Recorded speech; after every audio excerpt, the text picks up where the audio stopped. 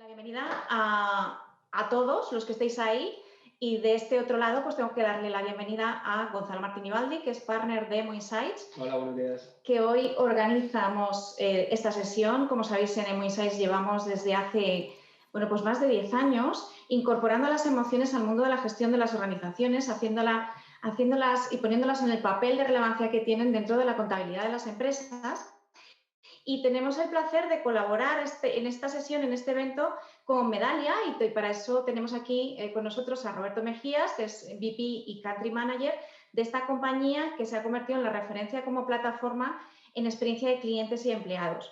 Con lo cual, pues va a ser tremendamente interesante poder compartir con Roberto al final de la sesión, porque nosotros quizá sí que es verdad que estamos más en toda la parte más estratégica, aunque también trabajamos de la mano de las empresas en la operativa, pero Roberto tiene en sus manos el día a día de todos vosotros los que nos estáis escuchando del otro lado, porque su herramienta muchas veces es el compañero de viaje de muchos de vosotros. Entonces, vamos a empezar por lo básico. Cuando nos planteamos un poco hacer esta sesión dijimos, pues realmente para hablar de un tema como es el NPS, que además es un tema que parece levantar y suscitar muchísimo interés, quizá es interesante poder poner de manifiesto pues de dónde viene el NPS, por qué se mide el NPS y entender muy bien qué impacto tienen las organizaciones y qué esfuerzo hay que movilizar dentro de las mismas para poder movilizar este indicador. Y con esto decidimos empezar por una cosa como muy básica, ¿no? Al final, el NPS no es otra cosa más que una métrica que se construye sobre un comportamiento que buscamos en los clientes. Todos estamos locos porque nuestros clientes nos recomienden. Y ese comportamiento de la recomendación entendemos que es importante y relevante porque si no, no estaríamos midiéndolo en las empresas, ¿no? Entonces, una de las cosas que hemos querido desde Emo Insights era precisamente poner el marco de situación de la relevancia de este comportamiento de los clientes de la recomendación, aportando algunos datos que nosotros tenemos. Y tenemos datos pues, de sectores, por ejemplo, como la banca, ¿verdad? Es decir, nos preguntamos cómo es de relevante las recomendaciones en la banca o en los seguros de salud o en las telecomunicaciones o en la distribución en un contexto como España, ¿vale? Fijaos que nosotros que llevamos más de 10 años midiendo la banca, tenemos y podemos asegurar el dato de que es el primer motivo, es la primera razón de entrada de nuevos clientes. Por tanto, la recomendación de los clientes hacen que otros entren a contratar servicios de la banca. En cuanto a seguros de salud, la importancia de las recomendaciones es que se han colocado como primer motivo de elección de una aseguradora, aunque aquí hay una competencia reñida con el precio, pero está claro que es el motivo de referencia. En cuanto a telecomunicaciones, nos lo encontramos entre el top 10 de motivos para elección de una compañía de telco. Por tanto, también tiene mucha relevancia. Y en distribución hemos ido observando cómo a medida que avanzan los años, cada vez cobran más relevancia, no solamente para elegir o seleccionar un supermercado, sino también para elegir o tener una orientación o una inclinación hacia una marca blanca. Por tanto, para empezar, decir que las recomendaciones son importantes. Es decir, está claro que pueden suponer un crecimiento orgánico por parte de las compañías, que lo tenemos ahí, que además es un comportamiento muy emocional. Y hoy vamos a hablar de emociones y claro, realmente necesitamos entender también qué hay detrás de los comportamientos, cómo se generan esos comportamientos, qué vinculación hay entre emociones sentidas, percepciones, experiencias, sentimientos y luego los comportamientos que obtenemos de los clientes. Y para eso me he servido de esta chica tan mona que tenemos aquí, que se llama Ana. Entonces hay que entender que detrás de cualquier cosa que se produce por parte de los clientes y más de las recomendaciones, cuando Ana realiza una recomendación a Gloria sobre, oye, te tienes que hacer cliente de esta aseguradora de salud, te recomiendo Asisa, Sanitas, Adeslas, etcétera, hay detrás un estado emocional resumen que hace que Ana haya tomado la decisión o el impulso de llevar a recomendar a Gloria esa compañía de seguros de salud. Obviamente, si nos vamos al día a día, eso tiene que ver con que Ana, en esta ocasión, jolín, madre mía, ha podido no solamente tener la cobertura de un servicio que no tenía en otra compañía, con lo cual ya está agradecida, sino que además se ha sentido muy contenta, muy alegre porque el doctor le ha dicho que era una compañía de seguros de salud muy seria y que era muy buena elección. Por tanto, tenemos un comportamiento que es la recomendación de Ana a Gloria por una serie de sensaciones, de percepciones y de experiencias que le han generado un estado emocional resumen. Y esto que parece obvio, a veces lo olvidamos en muchas ocasiones en las organizaciones, que hay una cadena causal entre lo que hacemos sentir, lo que perciben los clientes, las experiencias que viven con nosotros con respecto a los objetivos que nos marcamos en sus comportamientos. Por tanto, vamos a estar hablando durante esta sesión de un modelo causal que nosotros, bueno, con el que nosotros trabajamos y sobre el que vamos a emitir todo el discurso que vais a ver en la sesión de hoy, es el modelo FEM, donde nosotros vamos a partir de que un comportamiento futuro, como las recomendaciones, que es lo que estamos buscando porque genera un crecimiento orgánico en distintos sectores y en las organizaciones, se genera a raíz de un estado emocional, resumen, de un sentimiento que es la satisfacción con la experiencia, que viene precedido de una serie de emociones que al mismo tiempo están generadas por unos estímulos, por triggers emocionales y por esas experiencias sobre los procesos y los canales que van teniendo con nosotros. Por tanto, vamos a tener que hablar y vamos a tener que seguir el discurso haciendo énfasis en este comportamiento futuro, que son las recomendaciones, sobre el que hemos construido un indicador que se llama NPS. Vamos a hablar de ese NPS. El NPS, como sabéis, medís muchos de vosotros, es el resultado de una pregunta, de la pregunta de hasta qué punto estaría usted dispuesto a recomendar esta marca, esta organización, este servicio a un amigo familiar en una escala de 0 a 10. ¿Vale? De tal manera que luego el NPS se distribuye una segmentación de 3 estadios, detractores, promotores y neutros. Como vosotros sabéis y trabajáis con ello, más que nosotros incluso, porque estáis todo el día con ello, da la casualidad de que esta métrica ha tenido unas cosas muy positivas. Primero, está vinculado, como hemos visto, al crecimiento orgánico de las organizaciones. Segundo, es muy fácil de explicar dentro de la organización, es decir, la recomendación es algo que todo el mundo entiende. Por tanto, además lo puedo trasladar a la hora de hacer objetivos dentro de lo que son los propios departamentos. Pero tiene una serie de inconvenientes sobre los cuales vamos a incidir que, bueno, pues que hacen que en un momento dado no sea tan fácil el trabajar con esta métrica.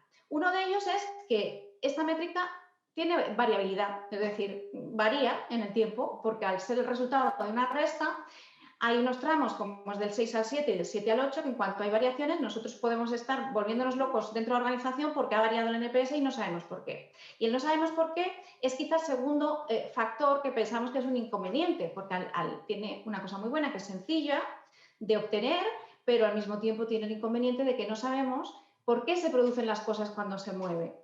Eso pasa un poco igual que en la psicología conductual y la psicología cognitiva. La psicología conductual está orientada a observar los comportamientos de los individuos y la psicología cognitiva está orientada única y exclusivamente a entender el origen de los comportamientos. Aquí lo que pretendemos es hacer un matching, una unión, un link, para realmente poder actuar y poder trabajar en las organizaciones.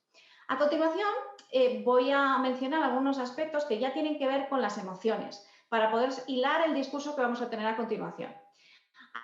Hay que comentar 3 cosas, 3 conceptos que vamos a manejar durante toda la sesión. Emociones sintónicas, emoíndex y emoclúster. ¿Qué son las emociones sintónicas? Bueno, pues son las emociones que se generan en las organizaciones y que tienen una gran diferencia con las emociones individuales. Si hablas con cualquier psicólogo, te diría que una emoción individual es imposible de gestionar, porque aparte de los estímulos y las percepciones que uno tiene que le pueden generar una serie de emociones, luego está la interpretación interna e incluso las patologías como puede ser el trastorno de la personalidad. Sin embargo, tenemos en estos momentos un concepto que son las emociones sintónicas que a nivel de organizaciones, precisamente por su definición, es mucho más manejable. ¿Qué es una emoción sintónica? ¿Qué entendemos por emoción sintónica? Bueno, tiene que ver con las emociones que Gonzalo, yo, Roberto, Nelson, Leire y Ana podemos estar teniendo en común, aunque no nos conozcamos, simplemente por tener contacto o ser clientes usuarios de una determinada marca, por ejemplo, clientes de Movistar. ¿Por qué? Porque en el fondo hay una serie de emociones comunes disparadas por una serie de disparadores que son de procesos y que se pueden analizar y que se pueden estudiar, que son comunes y que estamos percibiéndolas todos de forma similar y en sintonía, de ahí que se llamen sintónicas. Es importante decir que dentro de las emociones sabemos que hay emociones de alta frecuencia, de baja frecuencia y vienen ya a llamar negativas y positivas, y que cada entidad y que cada sector tiene sus emociones sintónicas. Y eso es interesante a la hora de poder luego seguir y hilar el discurso. De tal manera que también es distinto, por ejemplo, una misma emoción que pueda ser agradecimiento en un sector como las telecomunicaciones, como la banca o como los seguros de salud. Y vamos a poner un ejemplo.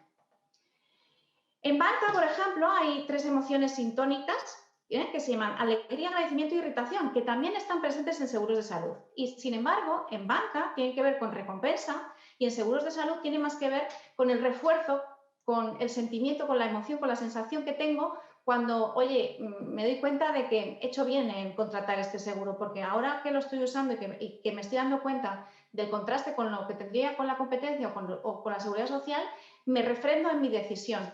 En cuanto a agradecimiento, por ejemplo, tiene que ver con te adaptas a mí, te esfuerzas. Mientras que, sin embargo, por ejemplo, en temas de seguros de salud, tiene más que ver con el trato y con la información. Por eso es importante saber estos matices, porque detrás de estos matices vamos a poder hacer mejoras sobre los procesos que tienen que ver con las emociones que se generan en un sector u otro. A nivel de irritación nos pasaría lo mismo. En el caso de la banca tiene mucho que ver con fallos que ocurren en el día a día, mientras que en seguros de salud no. En seguros de salud tiene más que ver con problemas.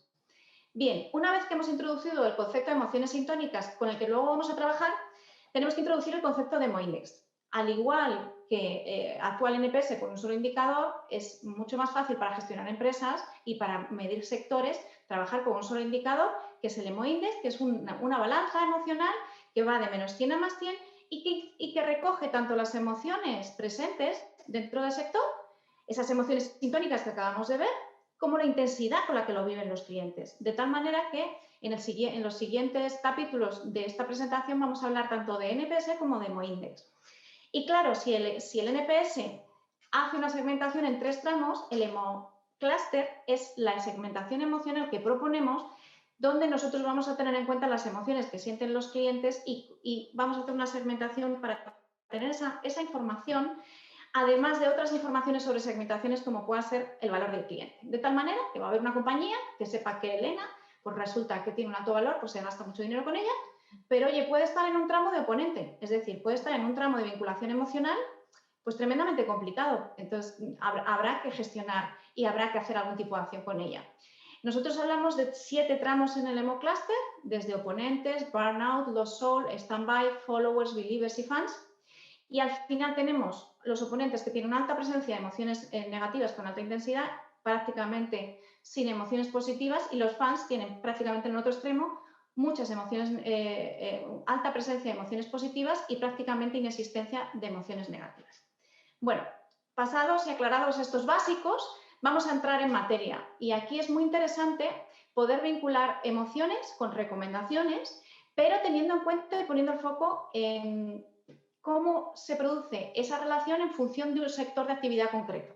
Y aquí nos hemos servido, como sabéis, llevamos muchísimos años midiendo sobre todo 2 sectores de actividad, el sector bancario y el sector seguros de salud, y con los datos de esos 2 sectoriales vamos a jugar para explicar y para entrar concretamente en este capítulo. Y aquí es muy interesante ver que, por ejemplo, el sector bancario en el año 2021 arrojaba un Emoindex de 29,4. Nos encontrábamos en una situación de bajón emocional con respecto a otros años, de hecho se han puesto en los mismos niveles del 2014.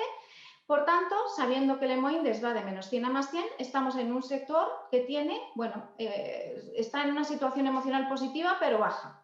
¿Qué pasa con el NPS en este sector? Bueno, pues evidentemente, como son métricas que están relacionadas, nos encontramos que el NPS está en -1,3. Es decir, necesito más de 30 puntos de vinculación emocional para tener un NPS positivo. Y esto que estoy diciendo es súper importante, porque luego veremos al compararlo con otros sectores que no se sucede la misma realidad en otros sectores. Es decir, cada vez que nosotros vayamos a poner de manifiesto un trabajo o un proyecto de emociones o de NPS, nosotros tenemos que ser conscientes no solamente del papel que ocupan las recomendaciones en cada sector, sino en cuál es la relación entre emociones y recomendaciones en el sector en concreto. ¿Por qué? Porque está claro que no es lo mismo recomendar una peluquería que un banco, ¿vale? Porque un banco, entre otras cosas, implica pues dinero que nos toca el bolsillo. Entonces, cuando nosotros hacemos recomendaciones, y ahora lo veremos, pues como también hay una implicación personal de la persona con la otra a la que recomienda,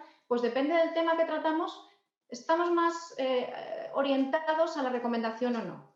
Hablábamos al principio, en los conceptos básicos, que nosotros trabajamos con una segmentación emocional que llamamos hemoclúster.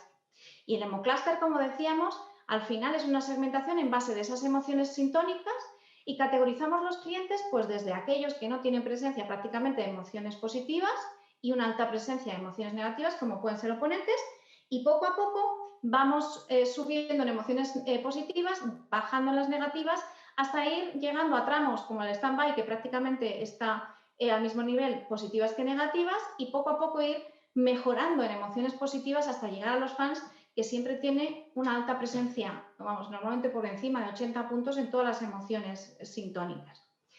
Bien, pero lo interesante aquí es cómo relacionar esta segmentación emocional, o si arroja valor tener una vinculación o un entendimiento de cómo relacionar esta segmentación emocional con esos anclajes del NPS que también nos dejan 3 segmentos: detractores, neutros y promotores.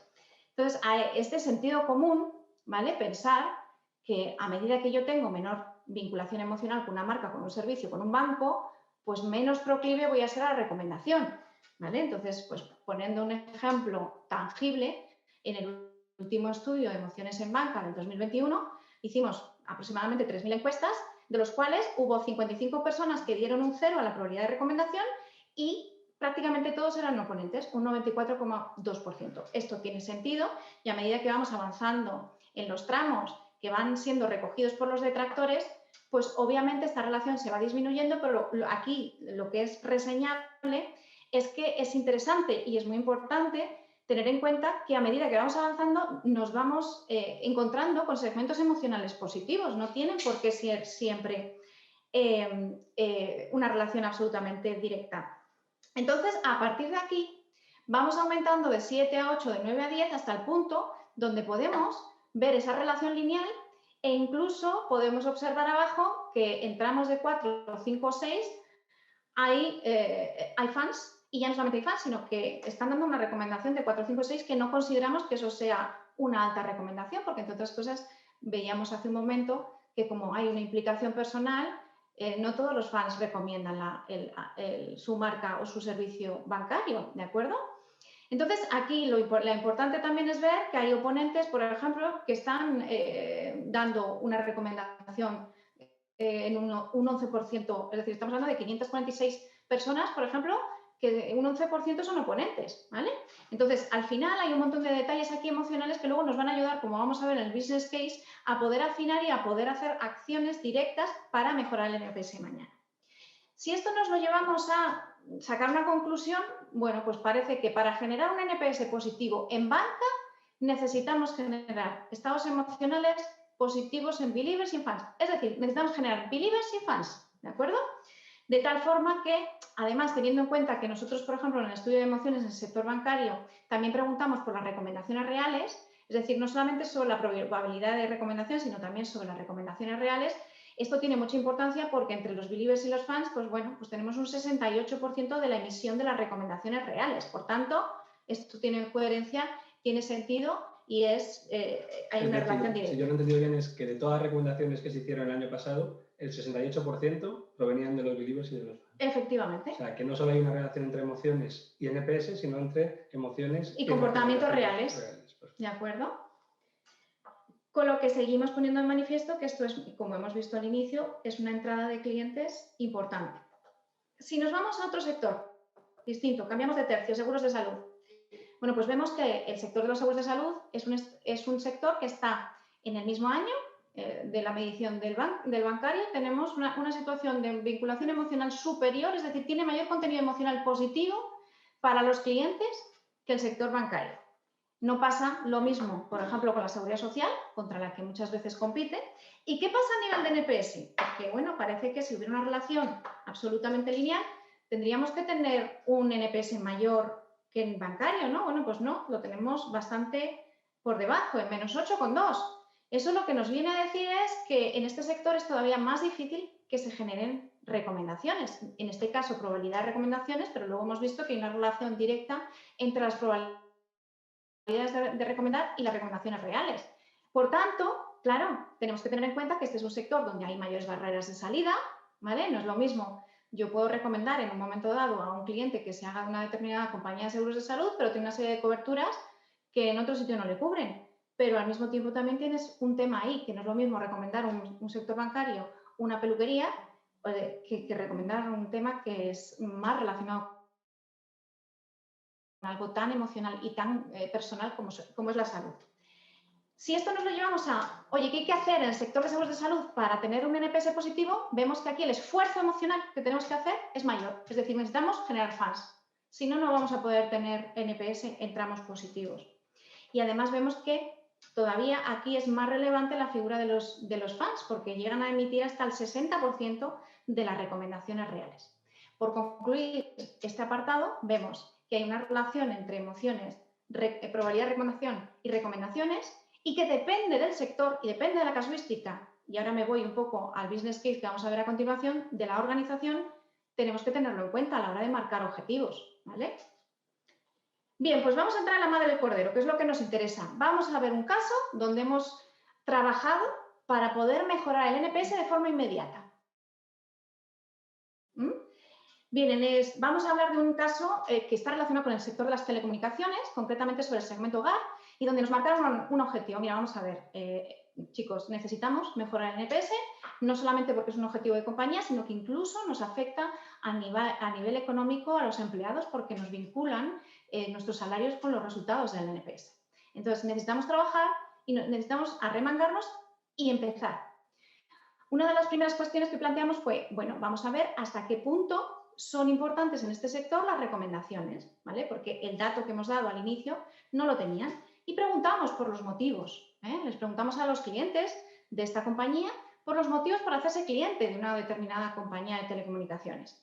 Fijaos que las recomendaciones aquí aparecían en el top 10, pero aparecían en la posición número 7, aunque realmente si hacemos un análisis un poco más fino, en realidad aparecían 4 motivos fundamentales para hacerse cliente. El primero era temas de pricing, tenemos un sector con una alta influencia de lo que eran los precios.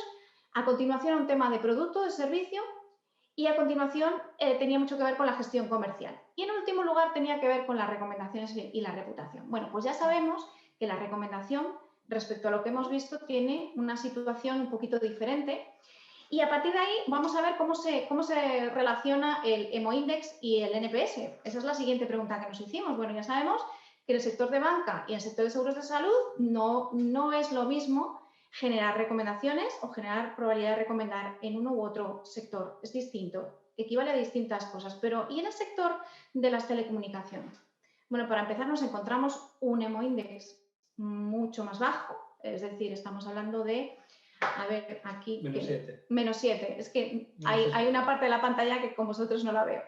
Y teníamos un NPS de menos 26,9. Es decir, tenemos un sector con una alta presencia de emociones negativas y bueno, pues eso nos va a tener... Vamos a tener por ahí una cuestión a manejar que en los otros dos sectores no teníamos de la misma manera. Fijaros que hay un 10,4% de clientes que dan una probabilidad de recomendar 0 en esa escala de 0 a 10, con lo cual ya nos habla claramente de la diferencia que hay con el sector bancario y el sector seguro de salud, ¿no?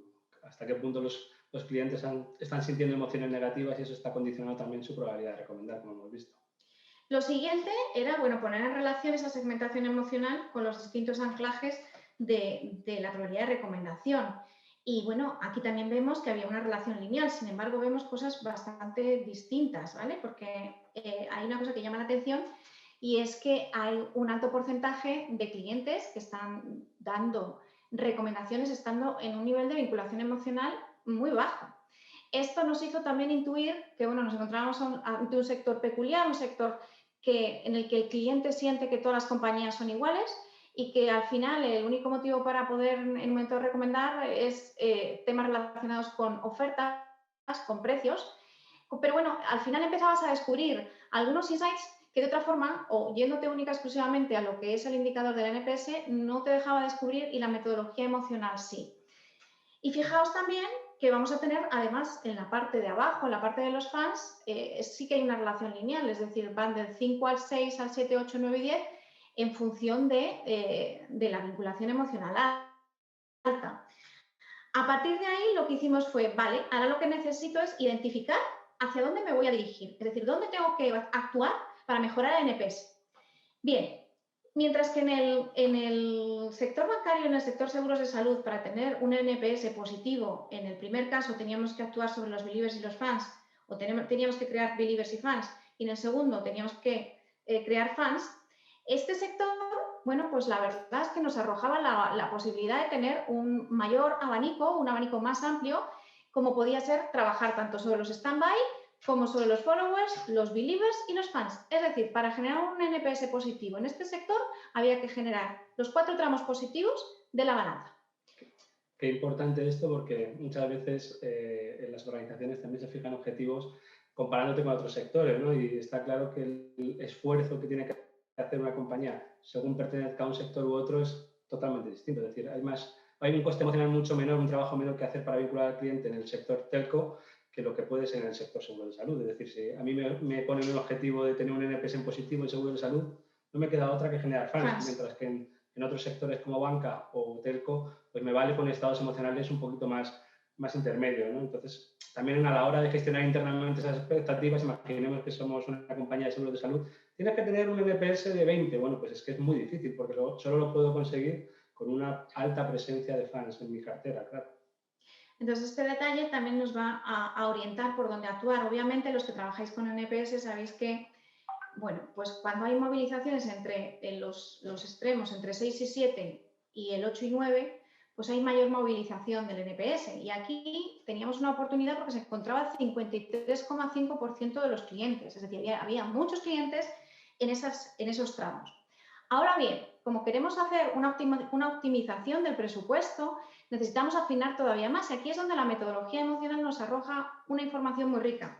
Porque fijaos que si volvemos un poco a esa matriz donde cruzamos tanto la segmentación emocional como los distintos grados de la probabilidad de recomendar, nos encontramos que hay una zona de optimización emocional, ¿vale? Porque, claro, lógicamente, si nosotros entramos a mejorar todavía más a los fans es más difícil, pero en realidad teníamos ahí una zona de optimización emocional del NPS que estaba orientada, que estaba recogida por el 27,7% de los clientes. Por tanto, ya empezábamos a hacer lo que yo llamo el marketing de francotirador, ¿vale? Es decir, tengo un amplio abanico de clientes sobre el cual hacer la mejora del NPS, me quedo con el 27,7% y a continuación la pregunta es, ¿y qué hago para mejorar el estado emocional de esos clientes? ¿Trabajo sobre las emociones positivas, generando más emociones positivas, o reduzco las emociones negativas? Esa es la pregunta de siempre, ¿no? Y fijaos que internamente en esta compañía con la que trabajamos, lo que pensaban era que había un problema de no generar wow en los clientes, que era una compañía y un sector que no estaba acostumbrado a generar sorpresa, agradecimiento o alegría, y que lo que había que hacer era apostar por las emociones positivas. Sin embargo, la metodología emocional nos permitió descubrir que, aunque fuera contraintuitivo, resulta que no, que en esos tramos nosotros medíamos, por ejemplo, el número de emociones positivas sentidas y había un alto número de emociones, pues estamos hablando de 4, ¿vale? Es decir, los Lost Souls estaban experimentando y percibiendo de media 2,7 emociones positivas, los Standby 3,1, los Followers 3,1, es decir, no era una cuestión de generar emociones positivas, sino de reducir el número de emociones negativas sentidas. En este caso, fijaos que los Lost Souls, por ejemplo, estaban percibiendo y experimentando de media 3 emociones negativas. Por tanto, el foco tenían que ser las emociones negativas. Y ahora la cuestión era cómo, sobre cuáles, en primer lugar, y sobre qué triggers emocionales que tienen que ver con los procesos que hay dentro de las organizaciones en concreto. Lo cual también nos lo permitía el modelo. Este modelo que hemos ido siguiendo desde el principio de la presentación nos decía que había que actuar sobre las emociones sintónicas negativas, pero en primer lugar sobre la desconfianza, ¿vale? Y dentro de la desconfianza, en primer lugar, sobre me dan información contradictoria entre departamentos. Y en segundo lugar, sobre tengo que revisar constantemente las facturas en busca de errores. Y en tercer lugar, tengo que reclamar para que me abonen cantidades cobradas indebidamente. A continuación, teníamos que trabajar sobre el enfado, a continuación sobre la impetencia y, por último lugar, y ahí te lo dejo aquí, la irritación porque no la veo. Entonces, de alguna manera, el modelo te permitía no solamente priorizar sobre qué emociones negativas, sino también sobre los triggers. Y es curioso porque si leemos algunos de esos triggers, resulta que al final teníamos subyacían 3 procesos de todos los triggers que salieron. La facturación, las reclamaciones y la atención al cliente. Esto, que es muy interesante poderlo ver, no solamente a nivel de trigger, como a nivel de emoción, también nos constató el Emotional Customer Journey, que es un trabajo que nosotros hacemos sobre el modelo, donde le preguntamos al cliente sobre las experiencias que han sentido y que posicione estas emociones sintónicas. Resulta que el Emotional Customer Journey nos decía exactamente lo mismo, que había 3 procesos que eran los con los que había que actuar para hacer una mejora óptima del NPS. Facturación, atención al cliente y resolución de problemas. Con lo cual, estábamos cada vez afinando más que íbamos a dar, ¿no? Esas mejoras que íbamos a implementar, optimizando tanto el público objetivo como los costes. A partir de ahí, lo siguiente era, bueno, ¿y qué clientes? ¿Cuáles son los clientes con los que vamos a trabajar? También nos permitió el análisis identificar que, a diferencia con el sector bancario, que tenía un problema más bien sobre clientes con una cierta antigüedad, en el caso del sector telecomunicaciones, el problema lo estaban teniendo con clientes que nada más habían empezado con ellos. Es decir, en el preciso momento de la luna de miel se les estaba haciendo pasar unos problemas terribles hasta el punto de que estaban teniendo problemas en facturación, problemas con atención al cliente y problemas de reclamaciones.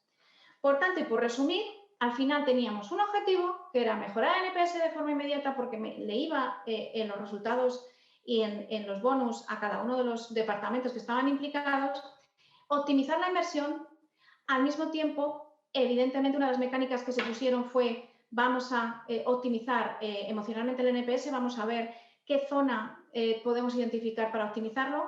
Luego, a continuación, acotamos en clientes con probabilidad de recomendar entre 6 y 9 para irnos y utilizar la metodología FEM y conseguir trabajar sobre aquellos clientes que ya nos decían que tienen una vinculación emocional entre -5 y +80. Luego, a continuación, nos permitió priorizar sobre si emociones positivas o negativas. Y al final, tanto el modelo como el Customer Journey, el Emotional Customer Journey que nosotros trabajamos en el mismo, nos decían que había que mejorar facturación, que había que mejorar reclamaciones y que había que mejorar atención al cliente. Con lo cual, esto nos permitió identificar sobre qué clientes teníamos que actuar, que eran los recién incorporados a la compañía, y crear un plan de acción que nos permitiera mejorar el NPS mañana, que es de lo que va este evento. Eso es. De hecho, esto se tradujo en una serie de iniciativas, una serie de focus group y de trabajo interno con los departamentos más afectados en esta compañía, y ahí salieron un montón de iniciativas. Lo que pasa es que, bueno, hasta aquí podemos leer, nos han dejado leer hasta aquí, y después eso se tradujo en acciones concretas, ¿no? Y en un resultado realmente importante en cuanto a la mejora del NPS entre esta primera medición y la que hubo 6 meses después, con lo cual, hombre, es evidente que esto es ver cómo se fija estratégicamente cuáles serían los pasos a seguir para focalizar un poco a corto plazo donde mayor impacto puedo tener en el NPS, y luego esto es muy fácil bajarlo al terreno y conseguir iniciativas concretas que impacten en el cliente en el corto plazo, que al final es lo que queremos.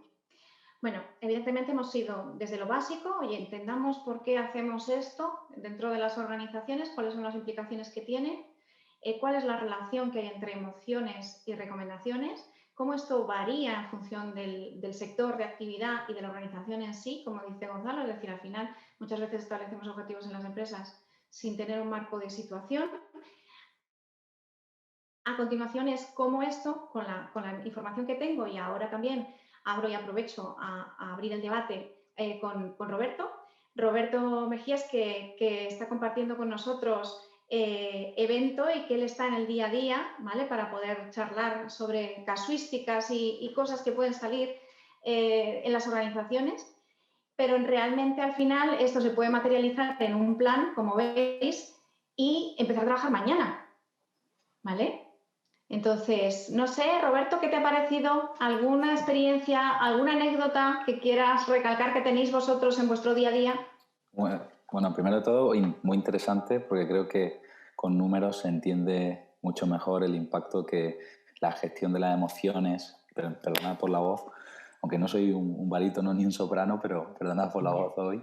Esto es muy importante, porque realmente es como las organizaciones y la gran mayoría de los que estamos aquí, por no decir todos, trabajamos con empresas grandes, complejas, que requieren tener insights de este tipo, que normalmente centran sus decisiones por defecto en el ámbito más operacional, pero que esta parte es tan importante para enriquecer ese insight y esa toma de decisiones que estableciendo este tipo de presentaciones y viendo un poco el impacto que esto puede generar, se debe de concluir que tiene mucho valor ponerlo en práctica, ¿no? Dicho eso, bueno, anécdotas como el de...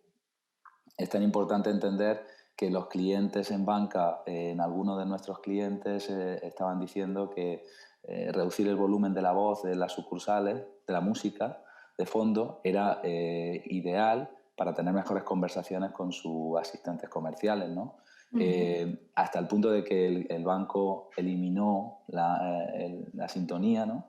Y volvieron a pedirlo a través del feedback, oye, no la quitéis, nos gusta, pero con un poquito menos volumen, ¿no? Es decir, ese tipo de detalles que pueden parecer muy triviales, al final son complementarios y hacen parte de la experiencia global que tiene el cliente con nosotros, ya bien sean canales presenciales como el que estamos comentando, como en otros más digitales, ¿no?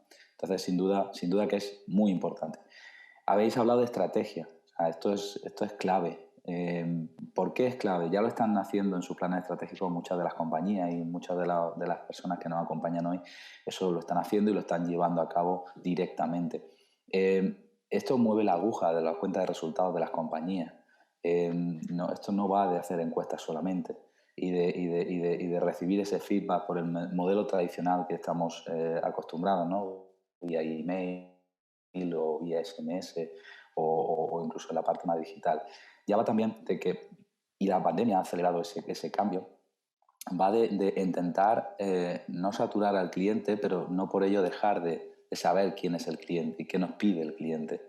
Entonces, enlazar todo el feedback y todas esas emociones, capturarlas no solamente por canales estructurados y preguntas concretas que dan una valoración, una escala, sino también abrir el abanico a que el cliente se pueda expresar por cualquier medio, en cualquier lugar, ¿no? Y a cualquier hora. Eso te va a dar un enriquecimiento de la información muy potente, que va a estar muy centrado en las emociones, porque los clientes satisfechos suelen ser menos propensos a dar su feedback, porque normalmente todo funciona, están ok.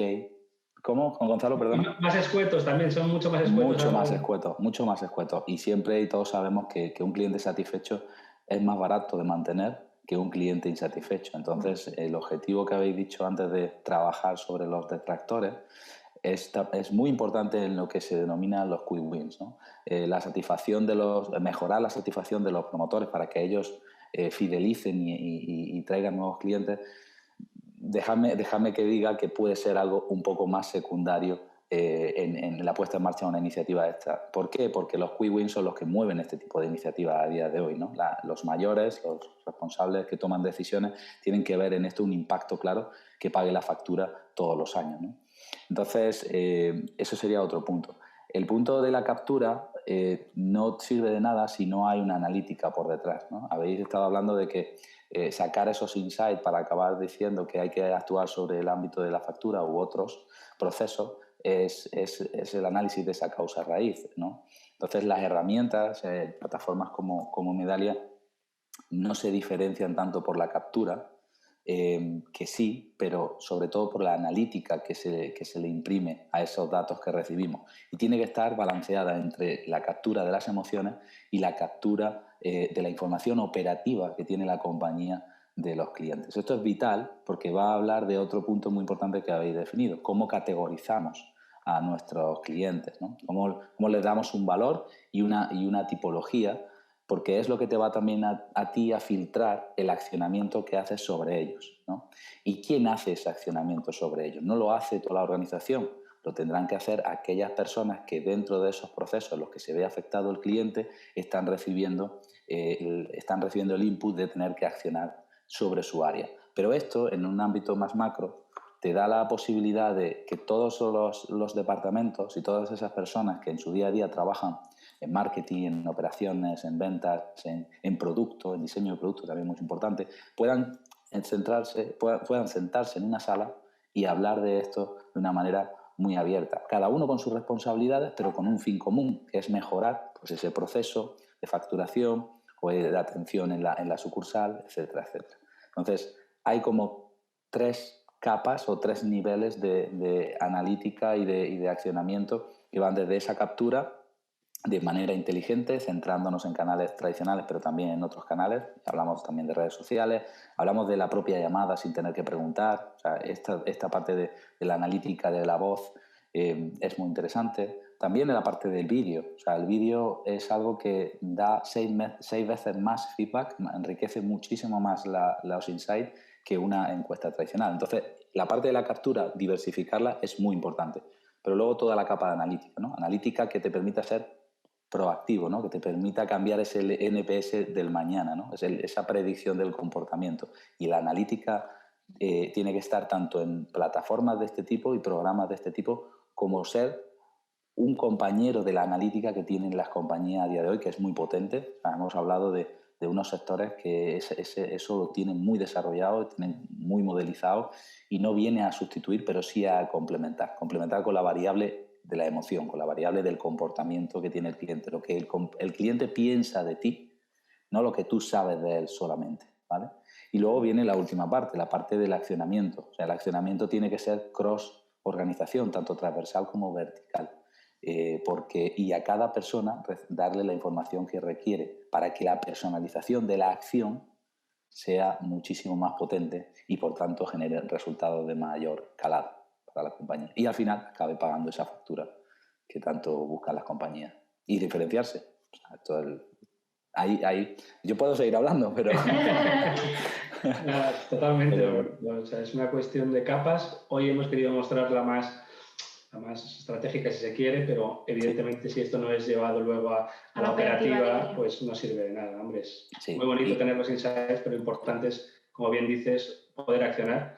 Y ese es un poco también el sentido de todo, ¿no? Sí. Entender muy bien qué significa recomendar en mi sector, qué esfuerzo o qué coste emocional tiene para el cliente emitir esa recomendación y por tanto ser un detractor, un pasivo o un promotor, y también compararlo con otros sectores que muchas veces nos ayuda a entender nuestra propia situación. Exactamente. Y bueno, yo creo que podemos dar un poco respuesta. Y también invitaros a los que estáis escuchando a levantar los micrófonos, que entiendo que ya estáis habilitados, y que pueda ser también, oye, un coloquio y que nos retroalimentemos todos, ¿no? Porque al final unos estamos en toda la parte estratégica ayudando a las compañías, luego están las compañías que están trabajando todo el día, otros estamos en las plataformas, entonces es muy interesante. De hecho, por ejemplo, aquí en el chat veo una pregunta de José Luis Díaz que dice ¿por qué no trabajar también la renegociación de contrato? Que también eran muy bajos y puede ser una causa para que un fan caiga un detractor. Sí, aquí el tema fundamental era un tema de coste. Tener en cuenta que ya hemos visto los motivos de contratación, que era un sector que se movía muy por precio. Entonces, había muchos clientes que habían entrado por un importante descuento en la factura, porque le habían regalado un terminal, etcétera. Cuando se acababa el cliente va a renegociar, pero por tanto volver a vincular al cliente con esa renegociación, volviendo a aplicar un descuento, pues era muy poco coste eficiente. Entonces, lo que se trató es de ver otras vías más operativas y más en otros momentos de esa relación con el cliente que no se basaran tan solo en, bueno, si el cliente se queja, le vuelvo a aplicar por defecto ese descuento, porque al final era algo que no era sostenible en el tiempo y que lo único que hace es perpetuar la imagen de igualdad entre compañías y de indiferenciación del sector y que al final me muevo solo por precio, ¿no? Y se quería salir un poco también de esa rueda, ¿no? Ahí, si me permitís añadir, hay muchos ejemplos con empresas con las que trabajamos en las que su estrategia inicial estaba basada en precio, pero el precio se agota, ¿no? Y no te sirve de nada si no viene adherido a una mejora del servicio. Entonces, había una empresa de telco que tenía esta estrategia y, sin embargo, su churn, su abandono de clientes era muy, muy elevado. Entonces, decidieron cambiar la estrategia porque, evidentemente, esto le iba a llevar a la desaparición. Cambiaron el planteamiento de, oye, buscamos momentos de dolor en los que el cliente, principalmente de dolor, en los que el cliente se ve más afectado en la relación con nosotros y buscamos hacer cambios, ¿no? Y entonces se trabajó en un programa con ellos para desplegar Medallia y entender un poco más esas causas raíces de diferentes maneras, evidentemente, con el punto de que centraron el objetivo en una acción muy importante, que es la del close the loop. Es decir, ya que entiendo qué es lo que te pasa, tomo acción al respecto, ¿no? Si no tomas acción y además lo haces de manera muy, muy ágil, tu acción pasa de la ventana de oportunidad y deja de tener valor para el cliente, ¿no? Entonces, se estuvo estableciendo un piloto, centrando un poco en contact center principalmente, en el que se hacía close the loop y en otra muestra de esos agentes no hacían close the loop. El impacto fue 22 puntos de NPS de mejora, ¿vale? Solamente en ese piloto y con una muestra muy contenida de estos agentes. Eso cuando escala a toda la organización y a todo el contact center, el impacto, esos son uno de los quick wins. El impacto de cambiar la atención de la gente basándose no en métricas solo tradicionales, ¿no? del tiempo de duración de la llamada o el first call resolution, sino que hablamos también de otro tipo de KPIs más ligados a la propia experiencia, como puede ser el conocimiento del portfolio, el cómo resuelvo un problema que tiene el cliente. Esos KPIs se van introduciendo paulatinamente, no tiene por qué ser de un día para otro, porque hay un cambio cultural por detrás que tiene que verse soportado. Es la necesidad de que esto se vaya viendo. Entonces, al final, esas métricas tradicionales acaban un poco no siendo tan relevantes, porque se ha visto y se ha comprobado que porque no tengas un tiempo de duración de llamada más bajo, no quiere decir que tu persona sea menos productiva. Puede ser tanto más productiva incluso porque va a evitar llamadas posteriores. ¿Cuántas veces nos hemos encontrado explicando la misma problemática a la gente, a diferentes agentes, de manera recurrente? Al final, era uno de los triggers emocionales que salían a mejorar precisamente en el caso telco. De hecho, una de las cuestiones básicas a raíz de lo que dice Roberto es hasta qué punto somos capaces, esas organizaciones, de empoderar también a los gestores, porque muchas veces con esas métricas tradicionales estaban un poco encorsetados, cómo éramos capaces de darles más margen de actuación para evitar llamadas posteriores, pásame con un superior, etcétera. Si el misma persona que está atendiendo tiene la capacidad de gestionar y resolverte esa cuestión, pues la mejora es como la que tú has cuantificado. Son muchos puntos porcentuales de NPS. Has dicho una cosa que es clave. Este tipo de programas y este tipo de proyectos no se pueden circunscribir al que toma la decisión. Tiene que ir a toda la organización. Se debe de aspirar a ello. No tiene por qué empezar en eso, pero se tiene que aspirar a eso, porque es al final lo que cambia la manera de relacionarte con tu cliente y cambia la percepción que él tiene de ti.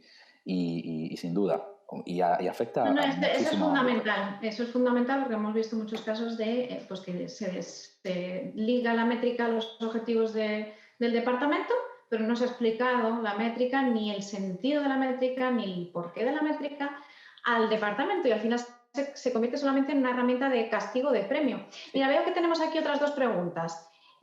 Aquí Elena pregunta, hola, he visto en empresas NPS ponderados, ¿es correcto?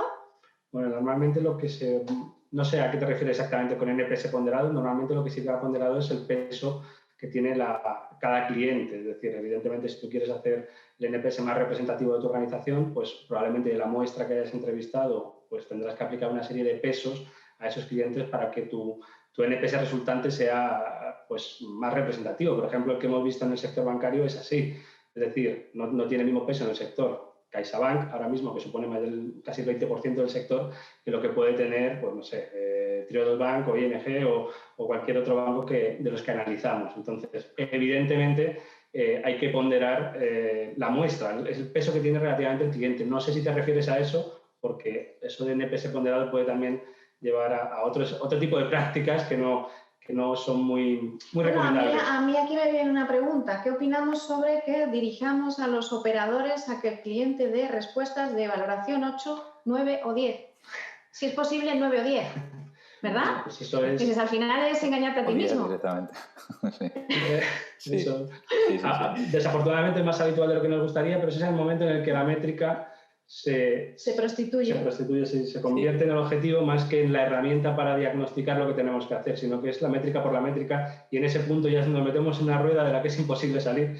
Pero por eso es importante también este tipo de información que nos permita comparar y nos permita fijar esos umbrales, esos estándares que tienen las compañías. No, es que de un año para otro siempre me incrementa el NPS, 5 puntos más este año. Bueno, pues es que a lo mejor eso es muy difícil o requiere una inversión y un esfuerzo emocional que es imposible obtener. Que no lo va a compensar. Entonces, eso es lo importante de esta información, saber hasta qué punto es importante o tiene un coste en mi sector y hasta qué punto puedo aspirar a mejorarlo porque realmente es coste efectivo, que al final es lo que queremos, no queremos malgastar recursos, ¿no? Queremos mejorar, pero allí donde lo podamos hacer con la mínima inversión y con el mayor resultado.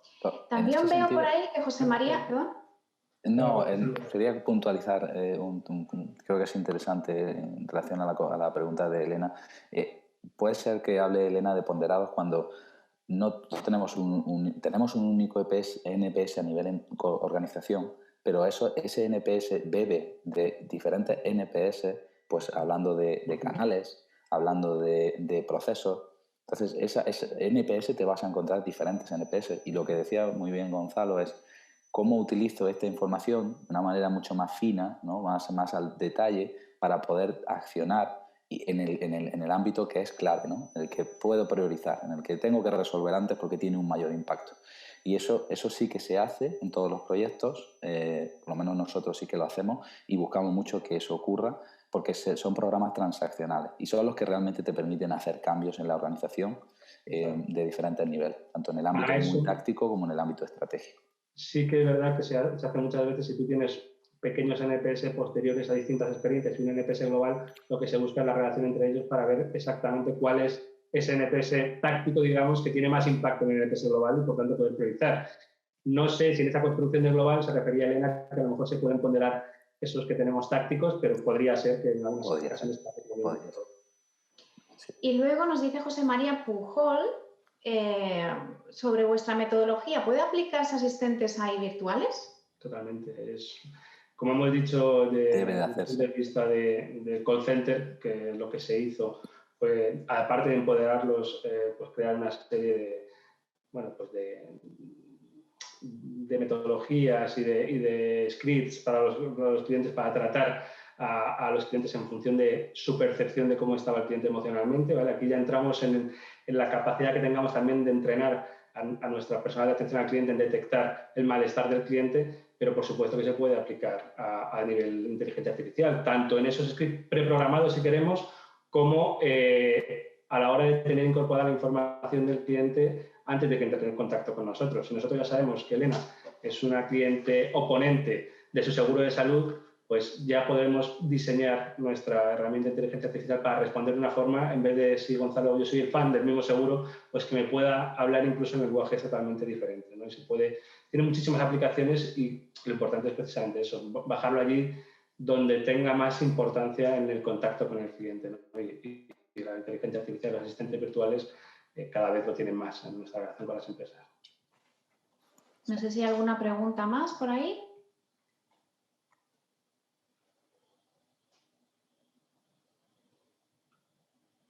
Bueno, de todas formas, a ver, no veo, no parece, ¿no? Cualquiera que quiera que abra el micrófono, se sienta con libertad, exactamente. Se haga preguntas o lo que estime necesario.